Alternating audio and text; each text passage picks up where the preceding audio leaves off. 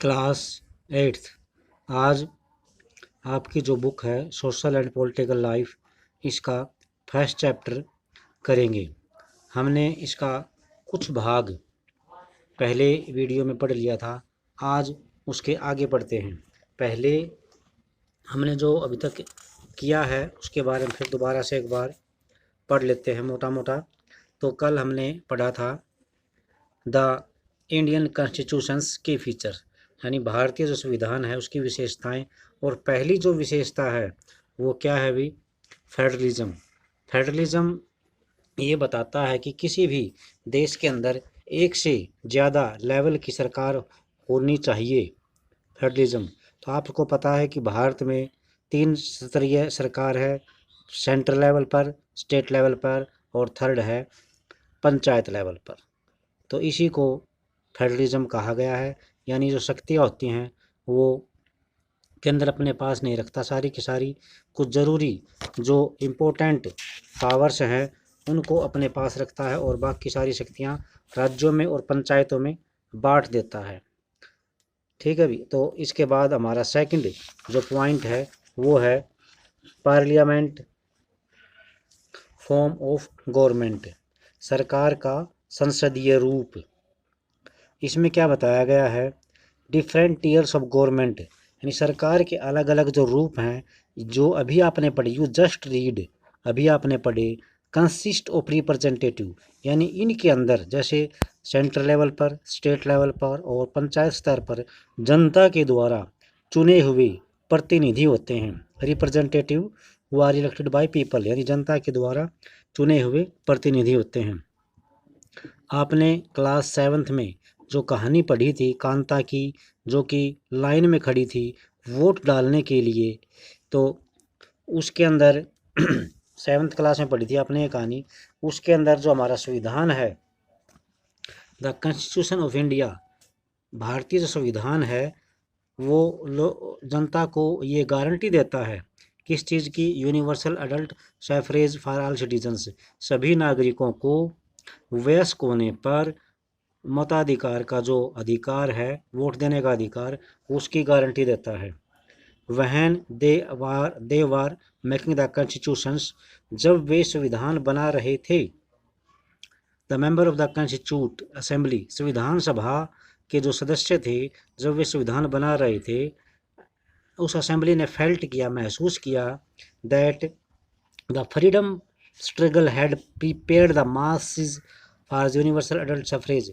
उन्होंने महसूस किया कि एक ऐसा, जो लोग स्वतंत्रता संघर्ष में अपना सब कुछ त्याग रहे थे, दे रहे थे देश के लिए, हैड प्रीपेयर्ड, जो जनता तैयार थी, the masses of universal adult suffrage, and that was would help encourage democratic mindset and break the cultures of traditional caste class and gender hierarchies. यानी जनता के लिए, पूरे भारत की जनता के लिए यूनिवर्सल यानी सार्वभौमिक वयस्क मताधिकार दिया जाएगा और इससे उनके दिमाग में ये भावना उत्पन्न होगी कि हमारे देश के अंदर जो पारंपरिक जाति, वर्ग और जो लिंग भेद को लेकर परंपराएं हैं उनको ख़त्म किया जाए, तोड़ा जाए। दिस मीन्स, इसका अर्थ ये है। अब पार्लियामेंट फॉर्म ऑफ गवर्नमेंट का मीनिंग बता रहे हैं अभी। This means that the people of India have a direct role in electing their representative. आपने यहीं से लिखना है, यानी सेकंड जो फीचर है उसके एक्सप्लेनेशन यहाँ पे है भी। इसका अर्थ यह है कि भारत के लोगों को अपने प्रतिनिधि चुनने का डायरेक्ट अधिकार प्राप्त है और every citizen of the country, प्रत्येक देश का जो नागरिक है, चाहे वो उसकी सामाजिक बैकग्राउंड कुछ भी हो, कैन आल्सो कंटेस्ट इन, यानी इलेक्शन में भाग ले सकता है। These representatives are accountable to the people, और ये जो लोग होते हैं ये जनता के प्रति अपनी जवाबदेही तय करते हैं, यानी जवाबदेह होते हैं। ये था सेकंड पॉइंट, क्या था? Parliament form of government. Third, separation of powers, separation of power यानी शक्तियों का बंटवारा। According to the constitutions there are 3 organs of government, संविधान के अनुसार सरकार के 3 अंग होते हैं। इसमें क्या क्या है भी? लेजिस्लेचर, एग्जीक्यूटिव एंड जुडिशरी, विधायिका, कार्यपालिका और न्यायपालिका। लेजिस्लेटर्स क्या करती है अभी?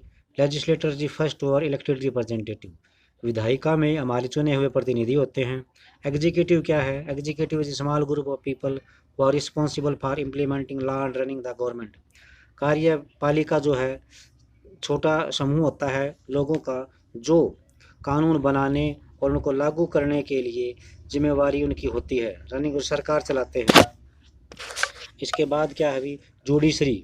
जुडिशरी क्या है? न्यायपालिका, of which you will read in, यानी आप इस यूनिट की, इस बुक के थर्ड यूनिट में पढ़ेंगे। ठीक है, इसका मतलब क्या है? Refers to the system of courts in this country, हमारे देश के अंदर जो अदालतों का तंत्र है उसके बारे में पढ़ेंगे। In order to prevent the misuse of power by an branch of government, और एक शाखा जो है अपनी ताकत का गलत इस्तेमाल ना करे, इसके लिए संविधान कहता है, constitution says that each of these organs should exercise different powers. Each of these organs, ये जो प्रत्येक अंग है, शुड एक्सरसाइज, अपनी जो अलग अलग इनको पावर दी गई हैं उसका ही प्रयोग करें। थ्रू दिस, इसके द्वारा, each organ acts as a check on the other organs of the government, यानी प्रत्येक अंग दूसरे जो भाग हैं, अंग हैं, उनकी निगरानी करता है। And this ensures the balance of power between all of three, और इस प्रकार तीनों जो भाग हैं वो एक दूसरे की जांच पड़ताल करते रहते हैं। तो ये है भी। अब है वर्ड स्टेट। स्टेट का क्या मतलब है? स्टेट यही है भी, स्टेट बीच में लिखा हुआ है भी, the state on the other hand refers to a political institutions that represents a sovereign state people who occupy a definite territory, यानी यहाँ पर राज्य का मतलब क्या है? एक राजनैतिक संस्था है जिसमें संप्रभुता, लोगों के बीच में संप्रभुता होती है और एक निश्चित क्षेत्र होता है। ये है स्टेट की डेफिनेशंस। और इसके एग्जांपल क्या है? इंडियन स्टेट है, नेपाल स्टेट है। इंडियन स्टेट है डेमोक्रेटिक फॉर्म ऑफ गवर्नमेंट, और भारतीय जो राज्य है वो कार्यपालिका ना हो क्या, लोकतंत्र है, गवर्नमेंट फॉर एग्जीक्यूटिव इज। तो ये इसके स्टेट की डेफिनेशंस यहाँ से लिखनी है। अब आगे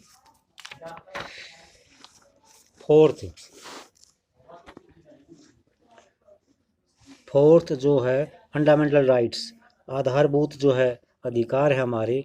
section of fundamental rights has been referred to conscience of the Indian constitution. जो हमारे आधार फंडामेंटल राइट्स हैं उनको संविधान की आत्मा कहा गया है, भारतीय संविधान की आत्मा कहा गया है। Colonial rule had created a certain suspicions of the state in minds of the nationalist.